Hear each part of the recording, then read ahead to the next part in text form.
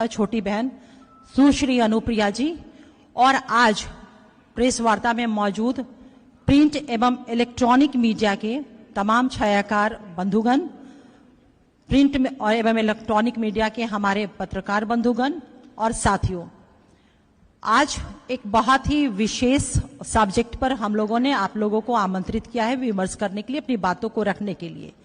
कल स्वतंत्रता दिवस था और देश के माननीय प्रधानमंत्री श्री नरेंद्र मोदी जी ने जिस तरह से मुगल बादशाह शाहजहां द्वारा बनवाया गया लाल किले के प्राचीर से उन्होंने देश को एड्रेस किया, जुमलेबाजी की बरसात हुई, बौछार हुई। इतना ही नहीं, उनके भाषण इतना ही पे नहीं रुके, बल्कि उन्होंने अनगिनत और अनेकों झूठ भी बोला उस ऐतिहासिक स्थल से। इन्हीं सारे विषयों पे आज हम लोग आपसे विमर्श करने वाले हैं। इस विषय पे भी हम आपसे बात करेंगे कि अभी जो देश के हालात है, चाहे महिला हिंसा को लेकर के, महिला अपराध को लेकर के हो, मणिपुर को लेकर के हो, या फिर जिस तरह से हमारे आदरणीय नेता नीतीश कुमार जी ने विमेन एम्पावरमेंट के लिए जो काम किया है, उस पर अनुप्रिया जी आप लोगों से विमर्श करेंगी। देखिए, 100 दिन बीत गए हैं, 100 दिन से भी ज्यादा दिन हो गए हैं, लेकिन अभी तक मणिपुर में हिंसा नहीं रुक रही है। अभी भी वहां पर असम राइफल, देश के प्रधानमंत्री ने क्या कहा? उन्होंने कहा कि स्थिति वहां सुधर रही है। क्या स्थिति सुधरना इसको कहते हैं कि असम राइफल और मणिपुर पुलिस के बीच में लगातार FIR हो रहे हैं। हजारों हथियार जो है वो छीन लिए गए वहां के लोगों के द्वारा। मुख्यमंत्री बीरेन्द्र सिंह के नाक के नीचे से वहां के जितने आर्म्स एंड एम्युनिशंस होते हैं वहां के सिविलियन ने छीन लिया, लेकिन किसी ने उस पे मुंह तक नहीं खोला। महिलाओं के विरुद्ध शोषण, अत्याचार, या फिर कहे कि एक ऐसा वीडियो जिसकी चर्चा करने में भी रूह कांप जाती है, नहीं वो अंदर से आत्मा वो आवाज नहीं देती है कि पुनः उस शब्द की मैं चर्चा करूं। जिस वायरल वीडियो को देख करके देश का एक एक नागरिक की रूह कांप गई थी, लेकिन देश के प्रधानमंत्री ने मुंह तक नहीं खोला था। जब देश के ऑनरेबल सुप्रीम कोर्ट ने, honourable chief justice of India ने सो मोटो कॉग्निजेंस लेकर लिया, तब देश के प्रधानमंत्री जी ने मात्र 36 सेकंड उस हिंसा पर उन्होंने बात रखी थी। विपक्ष इंडिया चाहता था कि हम जब संसद चल रही है तो विस्तृत रूप से मणिपुर हिंसा पे हम बात कर सके, लेकिन इसके लिए सत्ता पक्ष तैयार नहीं था।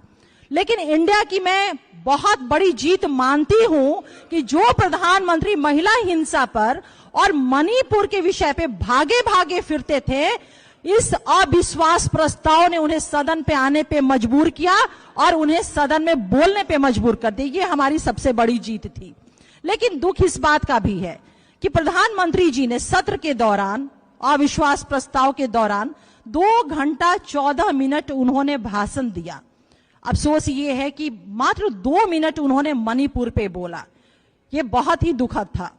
हमारा सवाल मैं पूछना चाहती हूं आप लोगों के माध्यम से देश के प्रधानमंत्री जी से कि जब मणिपुर में जो बीरेन्द्र सिंह की सरकार है, भाजपा शासित सरकार है, जब उनके विधायक का उस सरकार पे विश्वास नहीं है, कॉन्फिडेंस नहीं है, वहां के ऑनरेबल महामहिम गवर्नर का जब कॉन्फिडेंस उस सरकार पे नहीं है, और जब ऑनरेबल सुप्रीम कोर्ट का वहां की सरकार पे जब कॉन्फिडेंस नहीं है, तो अभी तक वो सरकार क्यों मौजूद है, क्यों नहीं बर्खास्त किया गया है? हमारा देश ऐसा कभी नहीं था। इस देश की पहचान विश्व स्तर पे हमारी सहिष्णुता थी, हमारी साझी विरासत थी, हम मिलजुल करके रहते थे, प्यार मोहब्बत हमारी पहचान थी। लेकिन आज हम देख रहे हैं कि नरेंद्र मोदी जी के नेतृत्व में मुल्क के हालात हो गए हैं कि उन्माद की राजनीति, समाज में तनाव व्याप्त है, हम सहिष्णु नहीं है, हम इंटॉलरेंस हो रहे हैं। मैं यही कहूंगी कि देश के प्रधानमंत्री जी ने जेनरेशन डैमेज करके रख दिया है, पीढ़ी जो है हमारी, उसको क्षतिग्रस्त करके रख दिया है। मैं बातों को रखने के लिए अनुप्रिया जी से मैं गुजारिश करूं कि वो अपनी बातों को आपके समक्ष रखें। बहुत बहुत धन्यवाद दीदी। जैसा कि आप सभी ने सुना हमारी प्रवक्ता अंजुम दी को, कि जो मणिपुर जैसी घटना पे हमारे आदरणीय प्रधानमंत्री मोदी जी किस तरह से बचते नजर आए, जब विपक्ष में उनको सदन में बुलाया तब भी वो शांत नजर आए। एक बात तो सत्य ही साबित होती है कि बस कि भारतीय जनता पार्टी सिर्फ जुमला कर सकती है, झूठ कर सकती है, फरेब बोल सकती है, चाहे वह वादा उनकी युवाओं से है या बेटियों से है। उनका एक नारा था कि बेटी बचाओ बेटी पढ़ाओ, लेकिन वो नारा अधूरा था, क्योंकि नारा सत्य में यह था कि बेटी उनसे बचाओ जहां भाजपा की सरकार है, बेटी भाजपा के नेताओं से बचाओ।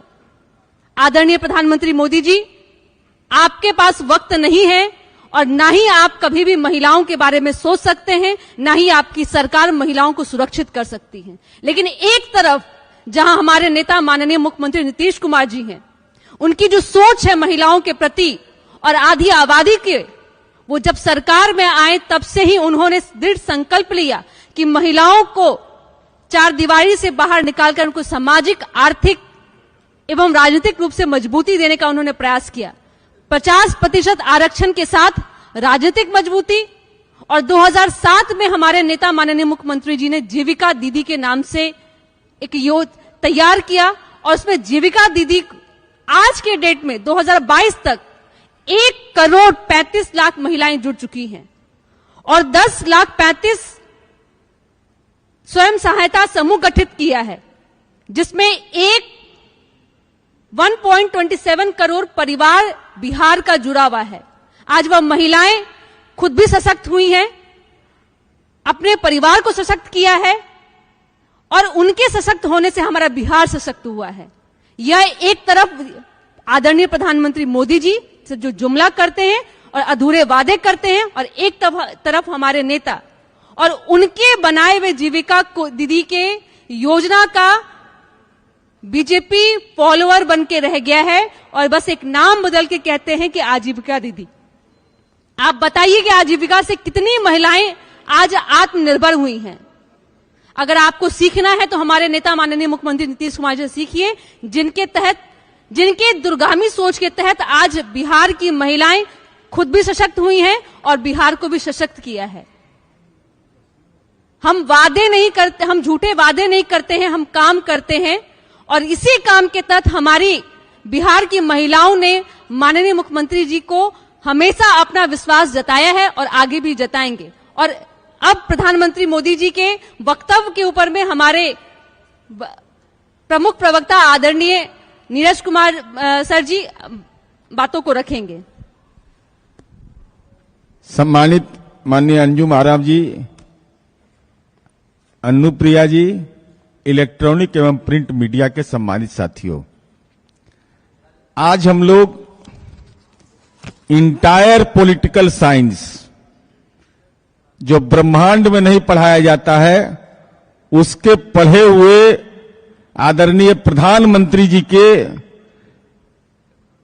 अकबर के सुपुत्र शाहजहां के बनाए लाल किला के प्राचीर से बोले गए झूठ। चूंकि झूठ तो इनका डीएनए है, झूठ बोलना तो इनका संस्कार है। इंटायर पॉलिटिकल साइंस से पास किए तो और झूठ बोलेंगे। इस सब्जेक्ट से तो कोई पढ़वे नहीं किया है, और टेली प्रिंटर से पढ़ते हैं, ये सामने में रखा रहता है, नजर चौकन्ना रहता है, और तब पर भी झूठ बोल देते हैं, चाहे तो गलत पढ़ते हैं या गलत लिखे रहते हैं। खैर, उनका विषय है। तो आज हम आदरणीय प्रधानमंत्री जी ने लाल किला से 10वीं बार भाषण दिया और सबसे लंबा राजनीति में पटाखा छोड़ा। नहीं होता है पड़पड़ाना राजनीति में, तो 90 मिनट 34 सेकंड ही भाषण दिए और लंबा भाषण देके, लेकिन लाल किला को भी आतंकी एकदम अपमानित कर दिए। कहा कि 1000 वर्ष से देश गुलाम है। लज्जा नहीं लगा नरेंद्र मोदी? अगर 1000 वर्ष से इस देश की गुलामी का इतिहास आप लिख रहे हैं, तो लाल किला कब बना था? लाल किला किसने बनाया था? शाहजहां ने। तो शाहजहां के लाल किला पर चढ़ करके भाषण देने में इनको लज्जा नहीं लगता है। और शाहजहां जिस काल खंड में पैदा लिए, उस खंड को, काल खंड को गुलामी का खंड कहते हैं। इतिहास के तो ऐसे जानकार हैं कि चिथड़ा चिथड़ा उड़ा देते हैं आदरणीय प्रधानमंत्री जी। अब चलिए, इनका हम 10 झूठ पकड़ेंगे। ऐसे तो झूठ बोले में भाई गिनीज बुक में इनका नाम दर्ज है। लेकिन चलिए 10 बार झंडा फहराए हैं तो 10 से झूठ पकड़ते हैं इनका। अब देख लीजिए इनका झूठ। ये बोले कि जनसंख्या के मामले में हमारा अचीवमेंट है देश का, कि दुनिया में सबसे हम आगे हैं। तो गिरिराज सिंह पड़ाका क्यों छोड़ते हैं जनसंख्या नियंत्रण का? योगी आदित्यनाथ क्यों यह बात बोलते हैं जनसंख्या नियंत्रण का? अगर जनसंख्या को आप अपनी उपलब्धि बता रहे हैं आदरणीय नरेंद्र मोदी जी, तो जनसंख्या नियंत्रण के फर्जी बातें कह करके समाज में तनाव की खेती आपका दोयम दर्जा का नेता क्यों पैदा करता है? सवाल नंबर 1। सवाल नंबर 2, आपने कहा कि कोई भी अंतर्राष्ट्रीय एजेंसी जो है वो भारत का गौरव कर रही है, भारत की गौरव गाथा लिख रही है अंतर्राष्ट्रीय एजेंसी। इससे बड़ा झूठ और फरेब क्या हो सकता है? प्रेस फ्रीडम रैंकिंग में 150वां स्थान पर आप पहुंच गए 133 से। टीवी उपलब्धि है आपका, है गौरव गाथा है। ये देश का एजेंसी है, गुजरात का है, ये तो अंतर्राष्ट्रीय एजेंसी है। Economics intelligence unit democracy index में 2014 में जब आपका पदार्पण हुआ तो 27वां स्थान में थे, तो 2020 में 53वां पहुंच गए थे। गौरव गाथा है। लाज नहीं लगता है आपको बोलने में कि अंतर्राष्ट्रीय एजेंसी हमारी रेटिंग कर रहा है, देश में दुनिया में सबसे आगे कह रहा है। सिविल लिबर्टी के मामले में भारत का स्कोर 2015 में 43, अब 22 में घटकर हो गया 33। तो आपको पता नहीं चल रहा है कि फर्जी देशद्रोह का मुकदमा कर देते हैं आप।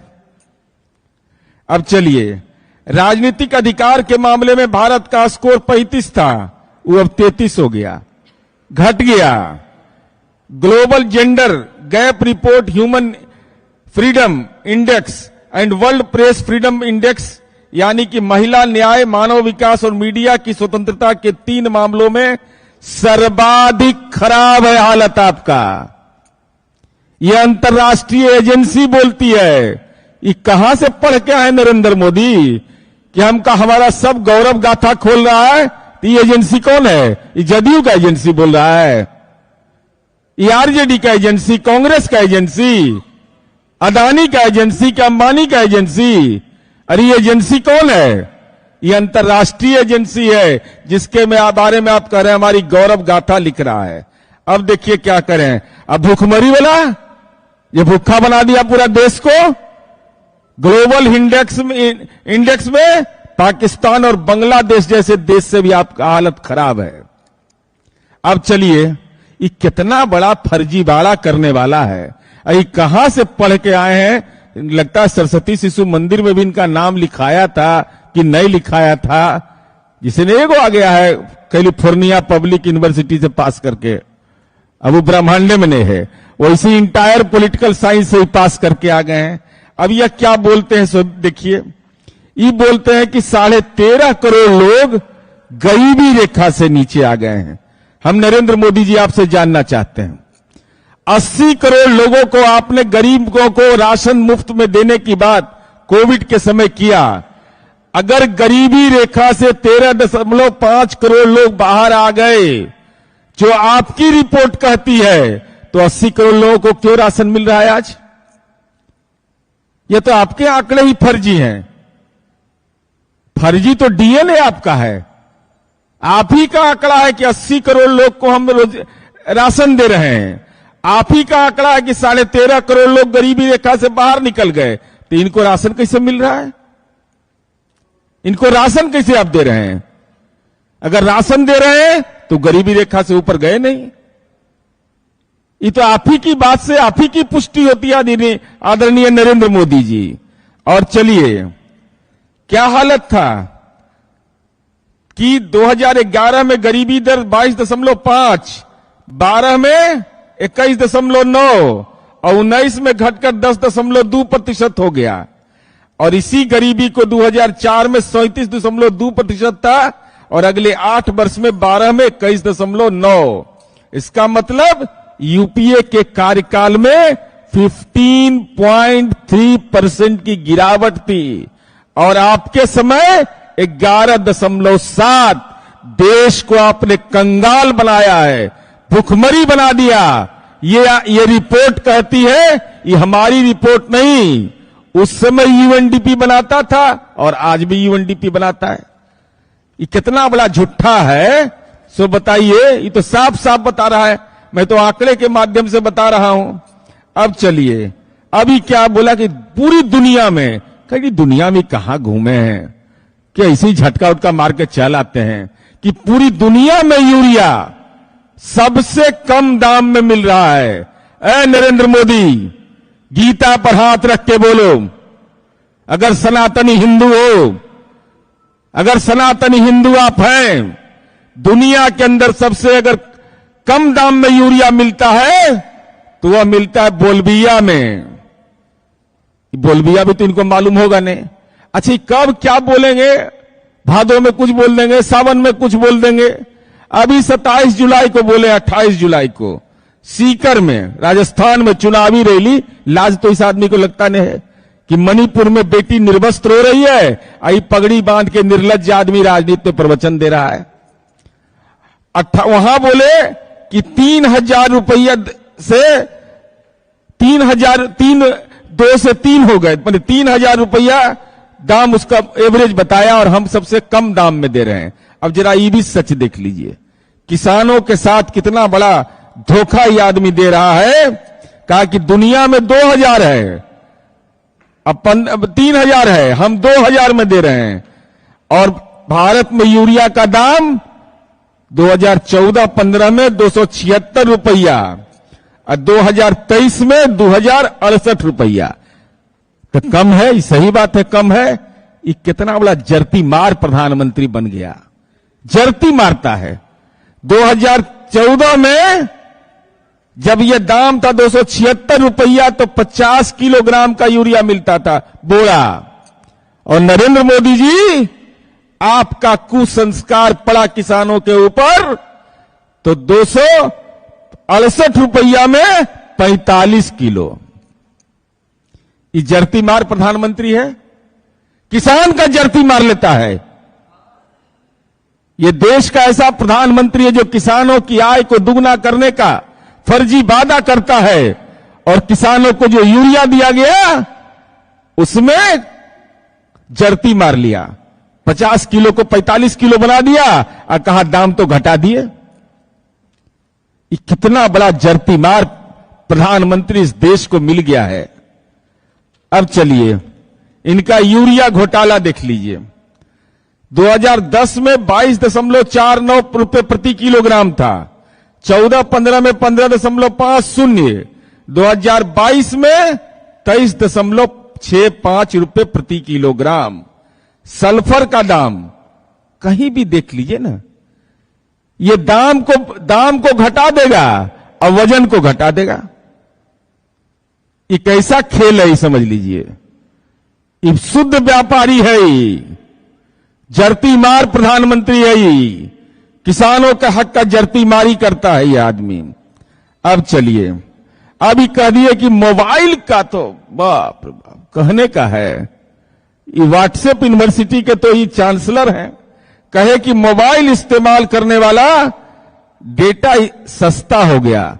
आप लोग सब लोग मोबाइल इस्तेमाल करते हैं तो रिचार्जों में पैसा लगता है, कुछ लगता है ना। मोबाइल का रिचार्ज कराइएगा तो कम से कम 200 रुपया लगेगा ना, कटौती होता है ना उसमें। तो जर्ती मार है कि नहीं, सो बताइए। ये जर्ती मार आपका है कि नहीं? आप तो फ्री करना चाहिए था आपको, और वो आप ही का कंपनी है, कितना दोस्ती आपको है। हमने अरे वो तो बेचारे हिंदू पंचांग से आजकल घटा देते हैं बेचारे, उसमें मान लीजिए कि एक आध दिन होगा, एकादशी होगा तो कर दिए होंगे ये। अब हम हालत इनका बता रहे हैं आपको। उसके बाद इन्होंने कह दिया कि रीजनल एस्पिरेशन की बात कर रहे थे। आदरणीय प्रधानमंत्री जी, मणिपुर को छोड़कर एक भी राज्य का नाम आपने लिया? एक भी राज्य का नाम आपने लिया? अगर आपको नाम ही लेना था जनसंख्या के मामले में तो आप ये बोलते कि जनसंख्या के मामले में देश आज सबसे आगे है और बिहार युवाओं का प्रदेश है। अगर आपकी इच्छा सही होती, जो अनुप्रिया ने बताया, उस पॉइंट को मैं बोलना नहीं चाहता हूं। स्वयं सहायता समूह के मामले में बिहार लीडर स्टेट है। ये फॉलोअर सब नहीं देखते हैं, हम लोग बैठक किए तो पिछलग्गू जैसा ही भी बैठक करने लगता है। तो हम लोग आजीविका बनाए हैं, आजीविका, और तब इसको आजीविका बनाए। और उत्तर प्रदेश में 1 लाख स्वयं सहायता समूह निकाल के देख लीजिए कितना कम है, और बिहार में कितना है अभी अनुप्रिया ने बताया। तो बिहार की उपलब्धि बता देते, कितनों वोमिटिंग होता है तो क्या करिएगा, उपाय आपका कुछ चल नहीं रहा है, नीतीश कुमार जी पर आपका दाव कुछ चल नहीं रहा है, तो कम से कम यह उपलब्धि बता देते। तो रीजनल एस्पिरेशन की बात बोल रहे थे, तो आदरणीय नरेंद्र मोदी जी, मणिपुर की हिंसा किस बात का है? मणिपुर में निरवस्त्रीकरण हो रहा है और देश का 56 इंच के सीने का प्रधानमंत्री खामोश। 2024 में आपको राजनीति में निर्वस्त्र कर देगी जनता निर्वस्त्र करेगी इनको राजनीति में, चूंकि बेटियों की चित्कार। और आज श्रद्धेय अटल बिहारी वाजपेयी जी के प्रति हम श्रद्धानवत हैं कि अटल जी ने राजधर्म का पालन करने का नरेंद्र मोदी को नसीहत दिया था जब गुजरात के मामले आए थे। और हम यह भी अब समझते हैं कि नरेंद्र मोदी को बेटी धर्म का पालन करना चाहिए। बेटी धर्म का पालन, बेटी निर्वस्त्र होकर के चीखती और चिल्लाती रही और देश का ये राजनीति में कायर प्रधानमंत्री खामोश बैठा रहा। इससे बड़ा कायरता कुछ भी नहीं हो सकता है। अभी तक ये प्रधानमंत्री को जाने का छुट्टी नहीं है, ये दुनिया घूमते चलते हैं, अंतर्राष्ट्रीय पर्यटक हैं। तो लज्जा नहीं लगता है कि कलंक माथे पर लग रहा है और उस कलंक में पगड़ी बांध लेते हैं। तो सब पगड़ी तो नकली है, गमछा को बांध लेता है, कदा पगड़ी बांधे हुए हैं, ये भी पगड़ी बांध लेते, वो भी पगड़ी बांध लेता है। अब चलिए इनका देखिए, जल जीवन परियोजना का नाम ले रहे हैं। अब बताइए, लेना देना छुछे फूलेना वाला हाल है। अरे जल जीवन हरियाली तो माननीय नीतीश कुमार जी की कार्य योजना है। बिहार लीडर स्टेट है और मोदी फॉलोअर है। हम जो करेंगे वही काम ही करेंगे। तो नीतीश कुमार जी को तो यूनाइटेड नेशन के राउंड टेबल कॉन्फ्रेंस में क्लाइमेट लीडर कहा गया, लेकिन आदरणीय नरेंद्र मोदी जी आपके घृणतम कारनामे के चलते, जो देश में आपने अभी स्वतंत्रता दिवस के अवसर पर 10 मैंने आपका झूठ अभी पकड़ा है। झूठ तो बहुत है, इतना झूठ है ना कि सत्यवादी हरिश्चंद्र तो बनारस में एकदम छिप गए, कहीं ना बहुत परेशान किए हुए, एकदम जीना मुहाल किए हुए ही। जब बोलता है तो खाली झूठे बोलता है, मुंह खोला कि झूठ बोल दिया। तो हम ये जानना चाहते हैं आदरणीय प्रधानमंत्री जी आपसे, क्या ये सारे आरोप हमारे सही हैं? क्या हमारे द्वारा लगाए गए आरोप जनसंख्या के मामले में, अगर क्या भविष्य में भारतीय जनता पार्टी कोई जनसंख्या नियंत्रण की बात तो नहीं करेगा? दोयम दर्जा का जो इसका नेता सब है, जिनके पास संचिका नहीं जाती है, लेकिन इस ढंग की संचिका जाते रहती है, राजनीतिक संचिका। और जिस ढंग से आपने झूठ बोला, किसानों के साथ फरेब किया, किसानों के पैकेज में कटौती किया है, एसएचजी के मामले में, स्वयं सहायता समूह के मामले में, जल जीवन हरियाली के मामले में, और साथ ही साथ अंतर्राष्ट्रीय रैंकिंग जो विभिन्न एजेंसियों ने जो देश को शर्मसार किया है, उन एजेंसियों पर आपका क्या मंतव्य है? और साथ ही साथ गरीबी कैसे दूर कर दी है नेताजी? अपने तो पहनते हैं 4 बार में 4 बंडी, सुबह में 1 बंडी, दोपहर में 1 बंडी, शाम में 1 बंडी। कौन कलम, कौन दाढ़ी का रंग, कुछ पता नहीं चलता है आदमी का। रूप बदलने में तो यह आदमी माहिर है। तो जब 13.5 करोड़ लोग गरीबी रेखा से ऊपर आ गए, जो आप ही दावा कर रहे हैं, तो ये 80 करोड़ लोगों को जो आप दे रहे हैं तो कटौती क्यों नहीं किया आपने? कोई मध्यम वर्ग का आदमी अगर इनकम टैक्स पे ही है, अगर वो गैस सिलेंडर में सब्सिडी मिल रहा तो उसका कटौती कर लिए, तो ये भी कटौती करते। इसलिए मैं ये समझता हूं कि आदरणीय प्रधानमंत्री जी का पूरा भाषण लज्जा से भरा हुआ था, तनावपूर्ण था, और नाम बदलते हैं तो शाहजहां के लाल किला पर कैसे चढ़े? कौन मंत्र पढ़कर अभिमंत्रित हो गए थे? कोई मंत्र किया उन्होंने शुद्धिकरण का? ओम अपवित्र पवित्रो उपासना कुछ तो बोले होंगे, काहे को तो शाहजहां का बनाया हुआ है। उस पर चढ़ने में निर्लज्जता नहीं लगी आपको? लाज नहीं लगा आपको? तो शाहजहां के कार्यकाल को आप गुलामी का कार्यकाल बताते हैं, और शाहजहां के बनाए हुए लाल किला पर चढ़ के झंडा फहराते हैं। वो भी झंडा आप जब फहराते हैं आदरणीय नरेंद्र मोदी जी, तो देश के स्वतंत्रता सेनानियों की आत्मा पर बहुत चोट पहुंचता है।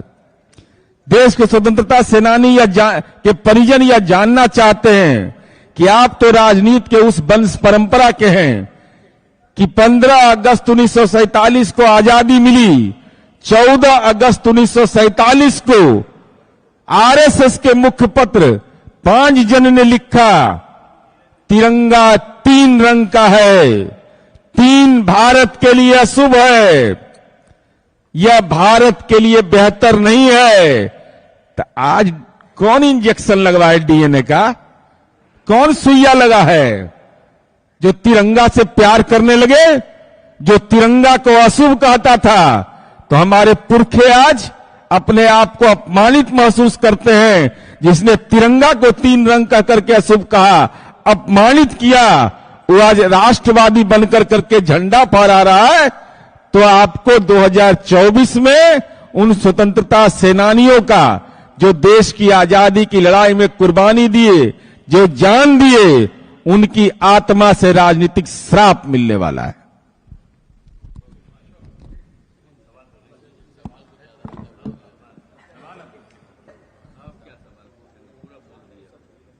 चश्मा दाहिने इधर देखना, मना उधर देखिए, आप लोग देख लीजिए, आप में हाथ पैदा करें।